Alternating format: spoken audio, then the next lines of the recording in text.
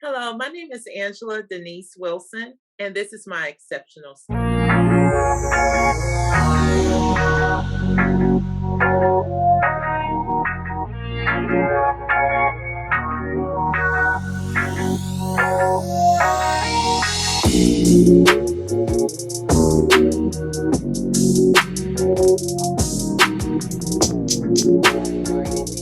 I believe everyone does have a story to tell, regardless if it's good or bad.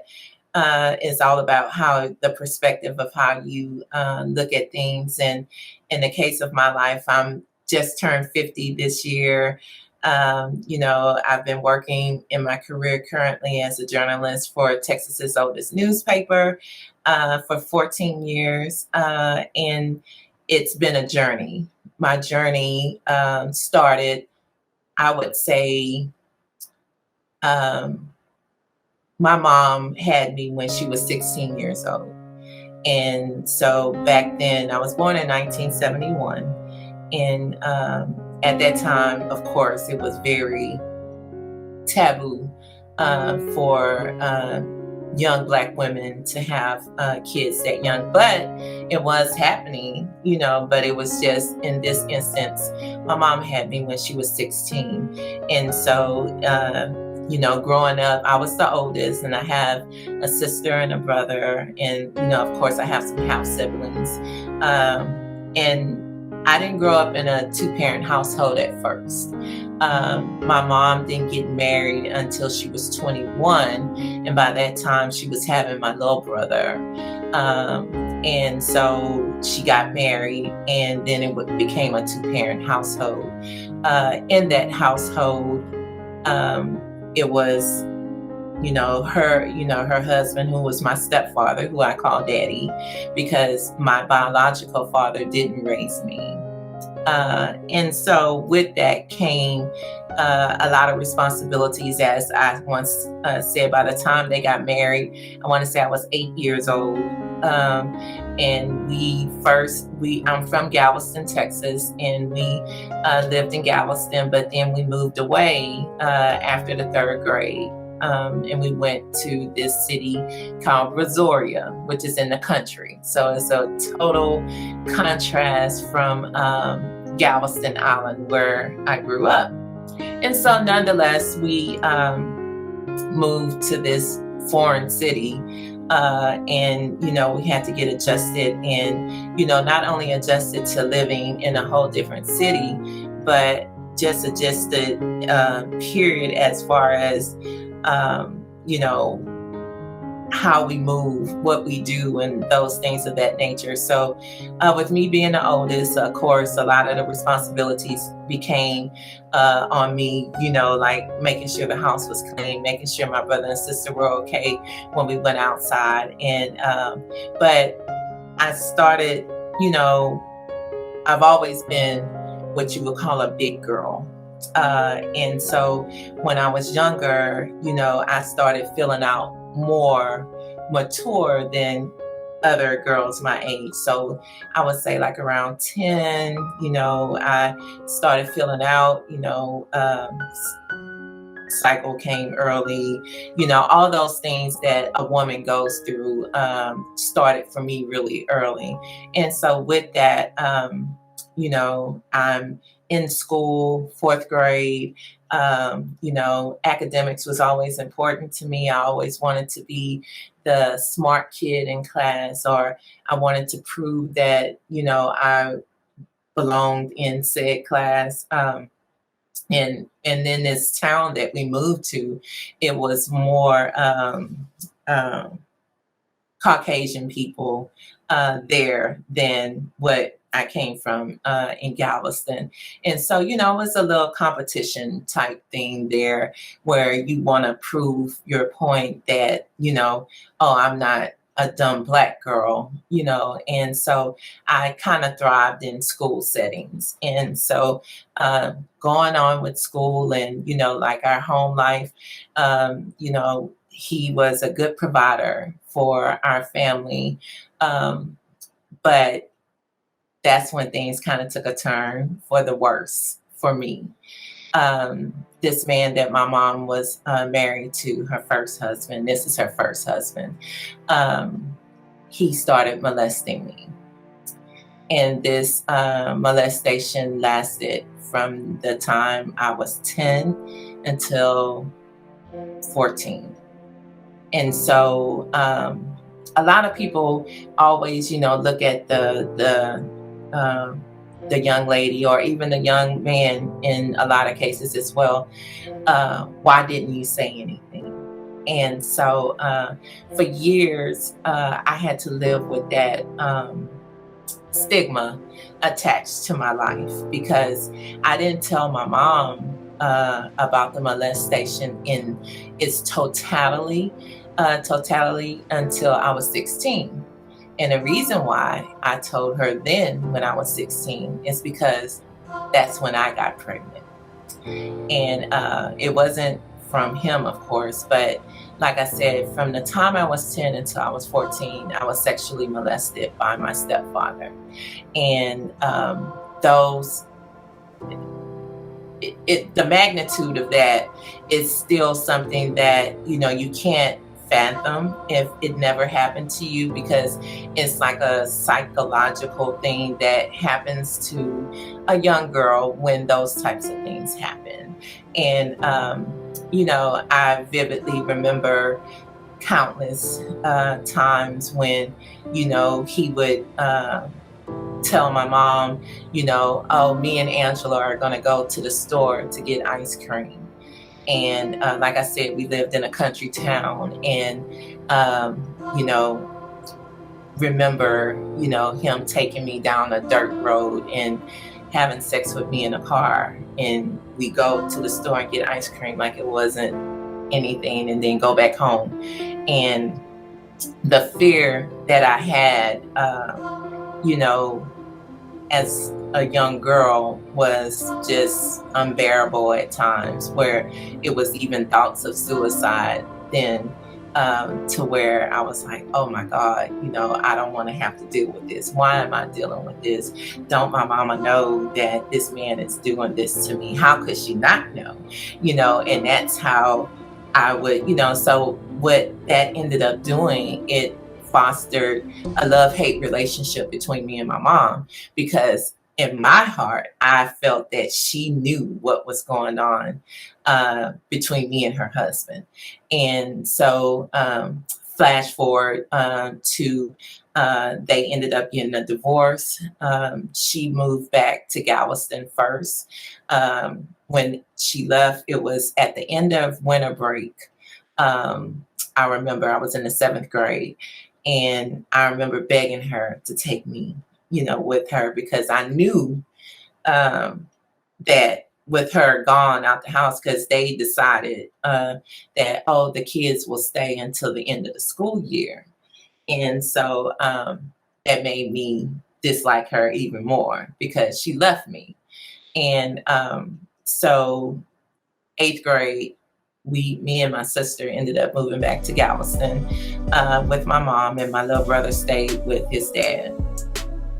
And it was just a wild microcosm of, now I'm a teenager, and, those things that he was doing to me, in your body physically, we, as grown people, we know the yearning that you have once you start having sex or what have you. And so, and I constituted having sex with love.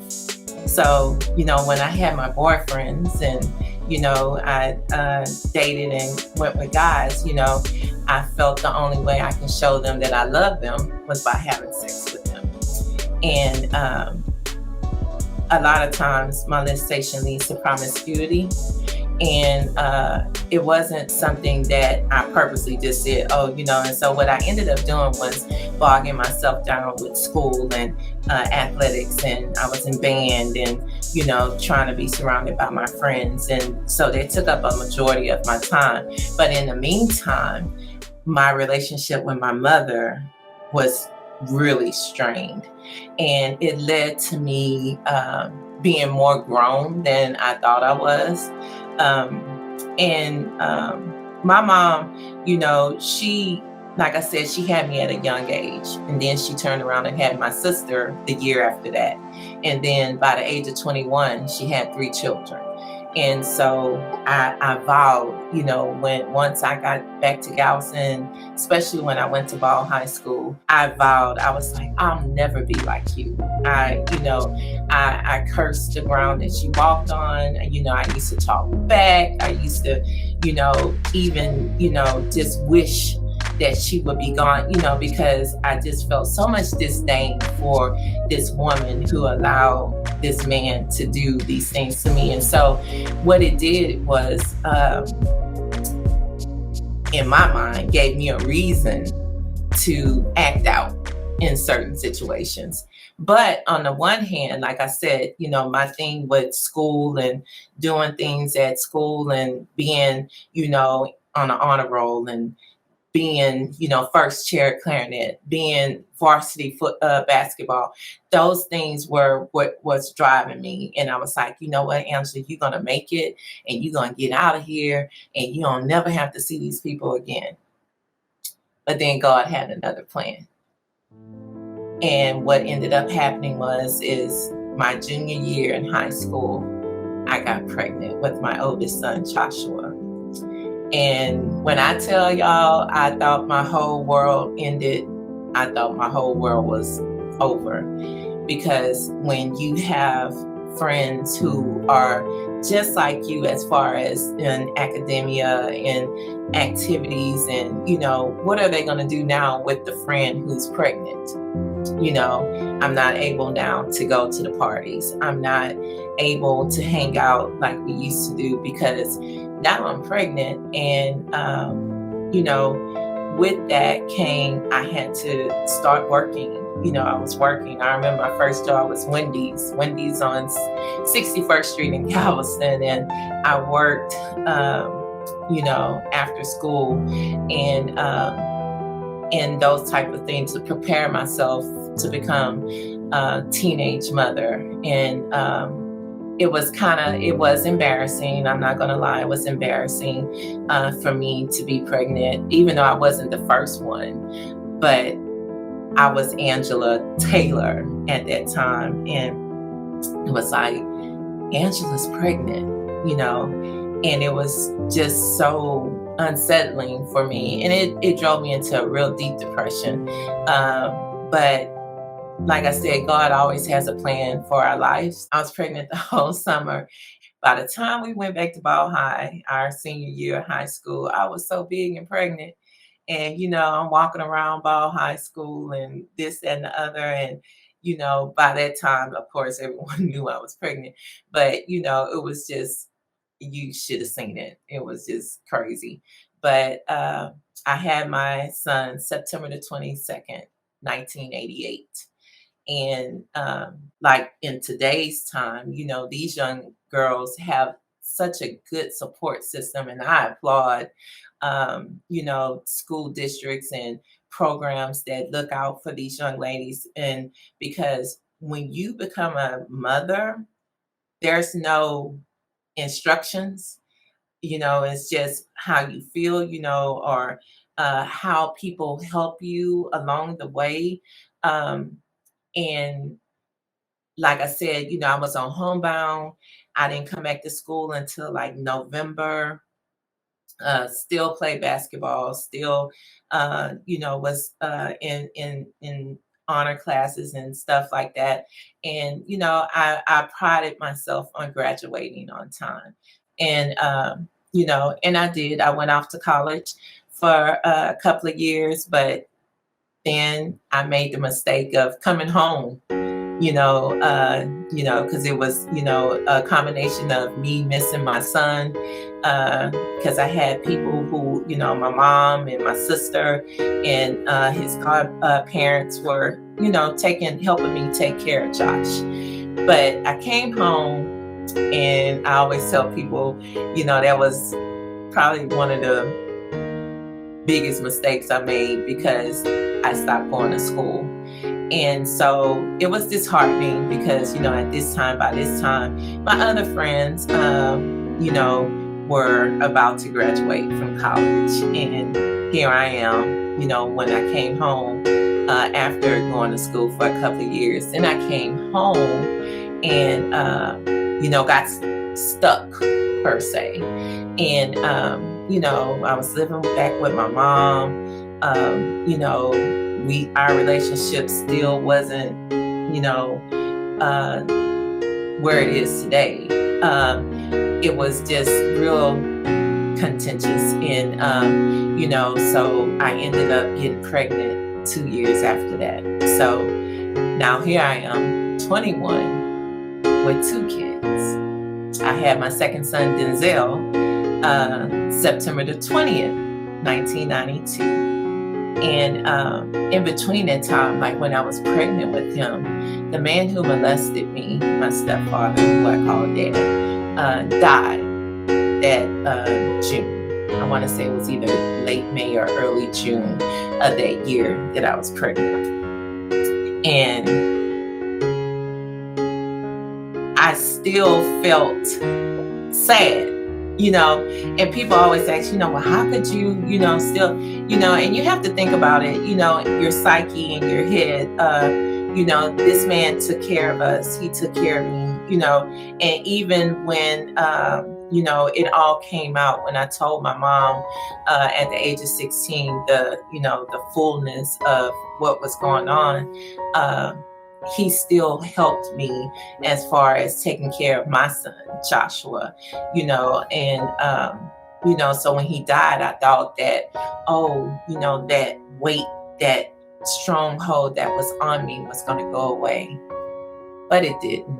And what ended up happening is, again, molestations most times leads to promiscuity, and it makes you, again, seek men who you think love you because they're being attentive to your body. And I remember, even though I was, always a big girl, I used to be smaller, way smaller, but I always had like the grown woman shape. That's what they call it. And I remember I used to try to hide my body because I didn't want men looking at me that way. Because I figure if you're looking at me that way, you're wanting to lay down with me. And I didn't want that. And so for a long time, in my adult life, especially in my early 20s, mid 20s, I was sleeping and picking with choosing the wrong men because I constituted sex with love.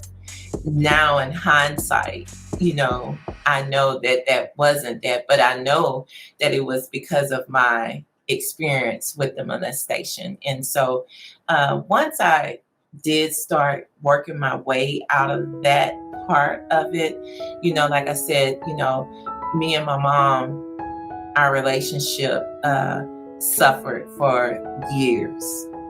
A matter of fact, I can say a couple of decades. She was my mom. I loved her, but I didn't like her.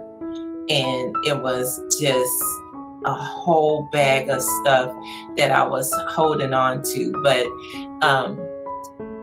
at my church, my pastor at the time, he preached a sermon on forgiveness. And in that sermon, he said, forgiveness isn't for the other person, it's for you. And when he said that, it resonated with me so strong that day that I ended up mending the fence with my mom. And I decided to let all that go. I had to, because for my own sanity, because it was different things that, led up to, things that were happening in my life. And I was like, why this happened to me? Why me? And, I remember when I had Denzel and, I wanted to get out of my mom's house and I had to go live in the projects. I never lived in the projects, but I had to go do that because that was the only place that I had to go. And I remember when I first moved to the projects, I wasn't working. And only thing I had was welfare, which was $158 per month, and $330 worth of food stamps every month, and my wig. That was it. And I had to do that for like a year, where I had to survive off of that. And my children still today, sometimes we'll have conversations about, I'll be like, now with social media, everybody is just, you only see the good pretty much on social media, but you don't see the struggle that a lot of young mothers have to go through. And, sometimes you see people, do all these things for the kids, and then sometimes one of my sons will say, oh, that, my mama never did that for me. And, so I'll tell him, I'll be like, well, your mom had to make sure that you were taken care of. I did the best that I could with what I had. And so, and then they'll go into the whole spiel, oh, well, mama, we weren't trying to make you feel bad. But I was like, well, the way that y'all, because now, like I said earlier, I applaud a lot of these programs that all this stuff that's around now, these programs, grants, mentorships, this stuff was not around when I had my children. And so now I'm so happy that these young mothers have these, are afforded the opportunities. Like when we were in high school, we didn't have AP classes that, well, we had those, but we didn't have where we can go to college and have our associate's degree and our graduation diploma at the same time. So by the time we get to college, we're really technically a junior and only have to do 2 years of school. We didn't have these opportunities. We didn't have these programs where you can become, if you want to be a nurse, you start in school and you have the scene. We didn't have those things. And so, I had to literally work my way through. I probably worked in every entity in Galveston County. I worked at UTMB. That's our local hospital community.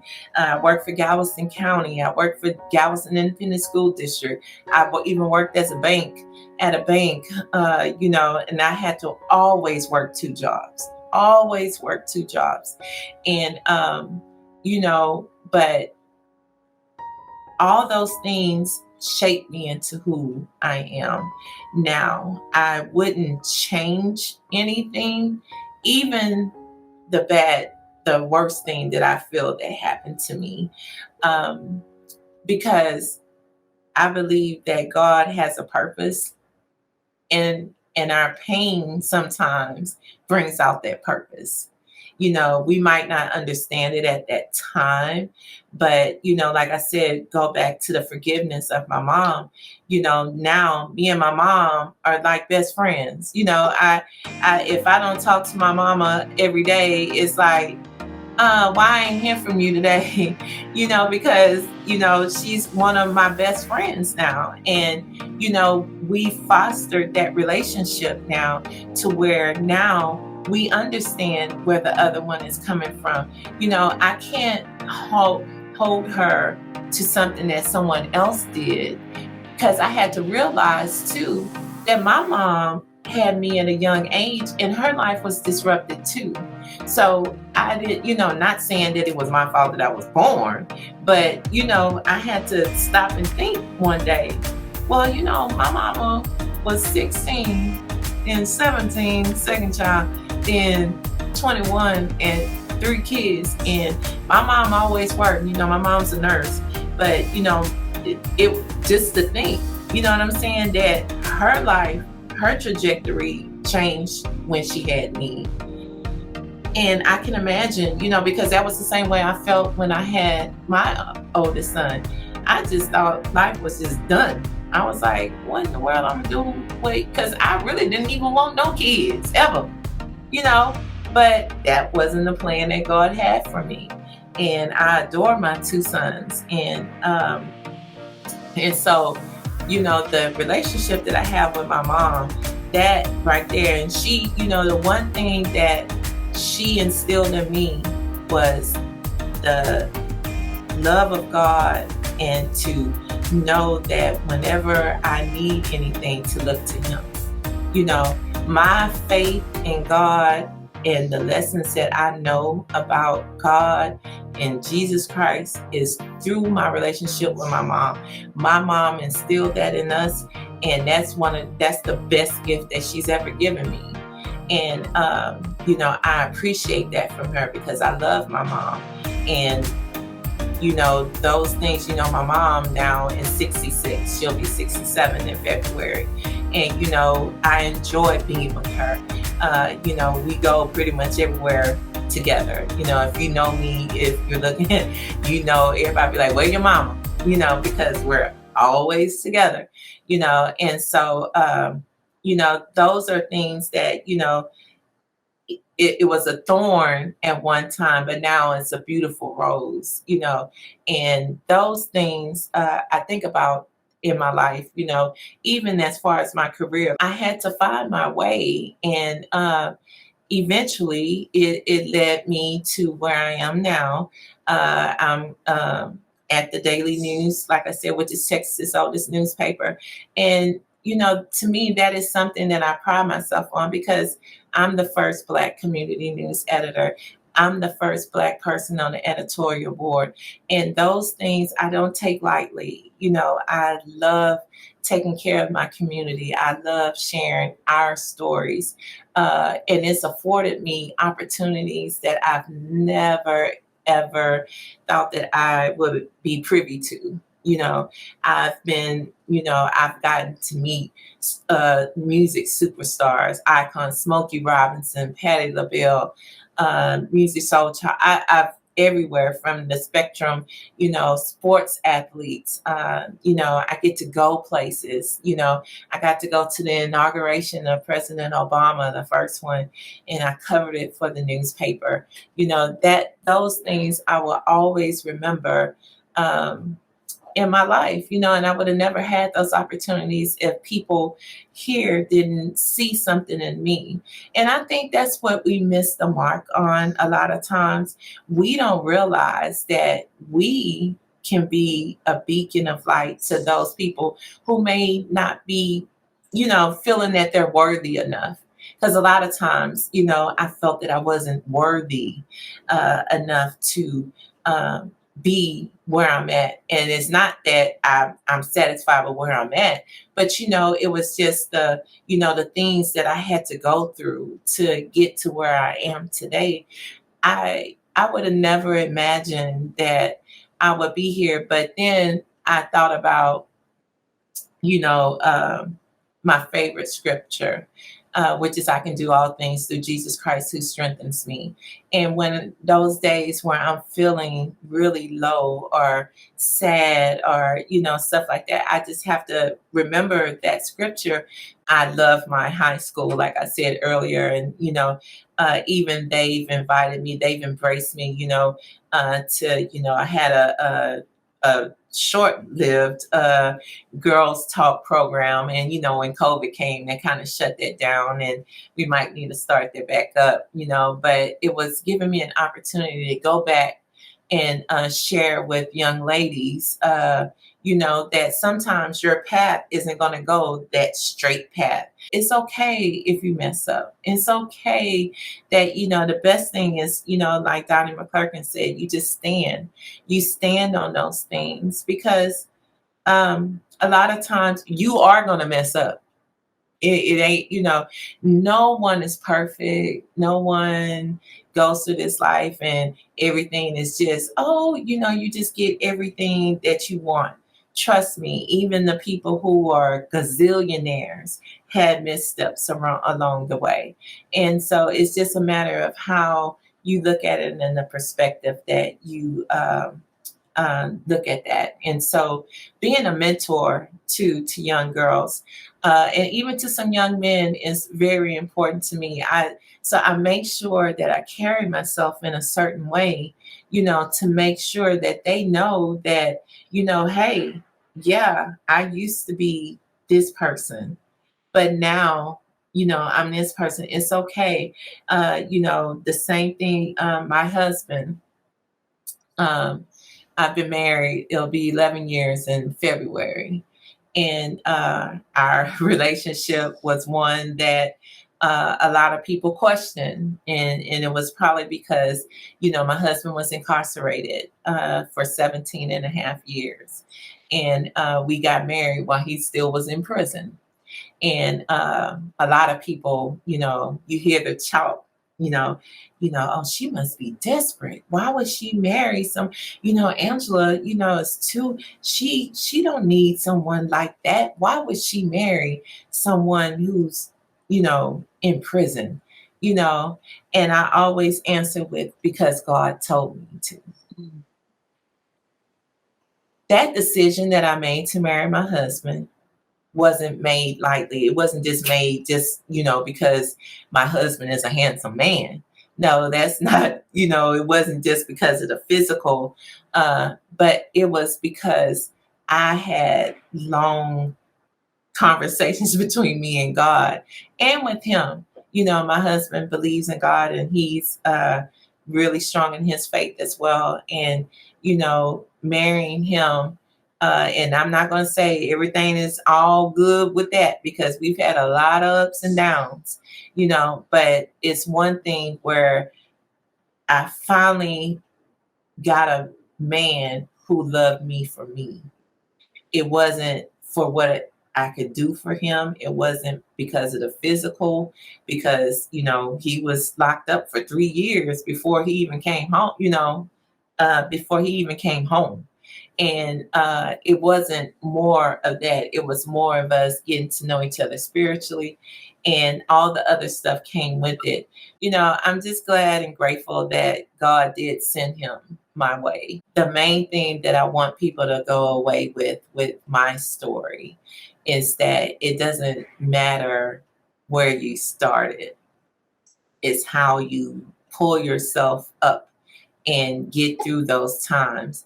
And if you have to lean on family and friends, you need to get you someone who is genuinely and sincerely in your corner and cares for you, because it can be some people who prey on you, and I'm saying PREY, prey on you just so they can know your business.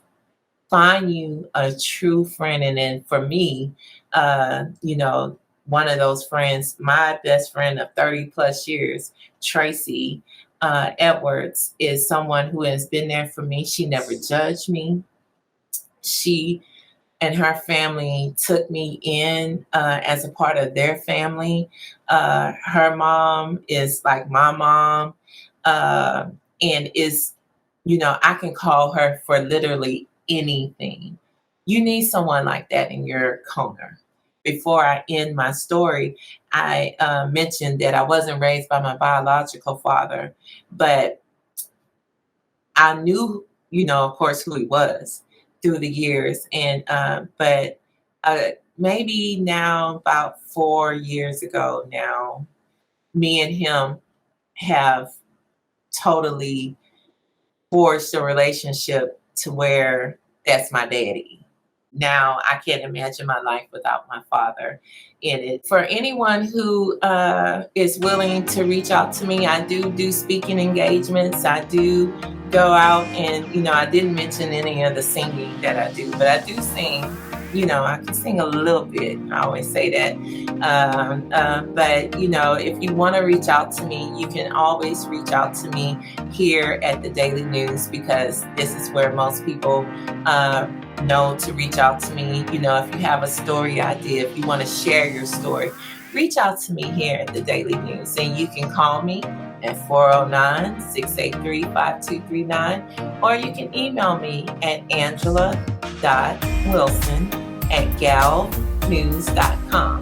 And it's G as in girl, A, V as in Victor, news.com. And I am on Facebook. If you want to send me a friend request on Facebook, my name is Angela Wilson, and you should know it's me because you see my face, and I will accept your friend request. And I'm on Twitter too. And so I'm on Twitter, Angela Wilson, and you can look me up there, and you'll see my moniker there, and it'll say I'm with the Daily News. And so again, I'm not hard. You can reach out to me because I love to talk and I love to help young people, especially young women. Give me a shout out and give me a call, and I hope that y'all enjoyed this video. 4 quick things. First of all, I'd like to say thank you so much if you stayed to the end. Second, go ahead and take a moment and like this video. And third, if you'd like to see more content that you think you'd enjoy, why don't you go ahead and hit that red button and subscribe. And fourth, and most important, if you have your own exceptional story to tell, why don't you go ahead and contact me at admin@exceptionalstorytime.com. Thank you so much. Enjoy your day.